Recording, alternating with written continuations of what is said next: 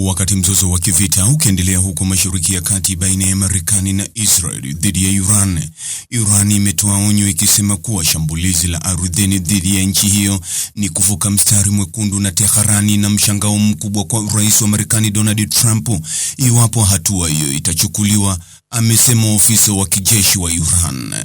Akizungumza na Tasnim kuhusu vitisho vya hivi karibuni vya Marekani juu ya uwezekano wa operesheni ya ardhini nchini Iran, chanzo cha kijeshi kilisema, na hapa nanukuu, "Ni wazi kwamba shambulizi la ardhini kwenye ardhi ya Iran ni moja ya mistari yetu miekundu. Na kama tulivyokuwa na mshangao dhidi ya kila operesheni ya adui, tutaonyesha tena hali hiyo katika tukio hili pia." Kwa kujibu kuanzishwa kwa vita dhidi ya taifa na mauaji ya kiongozi shujaa wa mapinduzi ya Kiislamu, vita vya kikanda vilianzishwa, chanzo hicho kilisema.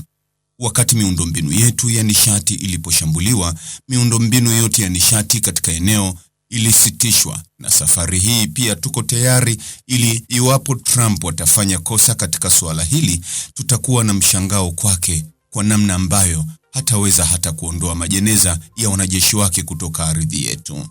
Chanzo hicho pia kiliongeza kuwa uharibifu wa visiwa vya Iran utasababisha uharibifu wa maeneo ya pwani ya UAE na kwamba miji ya Dubai na Abu Dhabi huenda isiathirike kidogo tu katika hatua za awali za shambulizi hilo.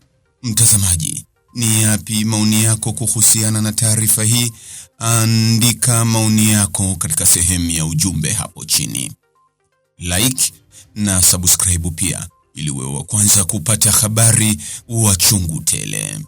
Hii ni Focus News. Jina langu ni Deo Kaji Makomba.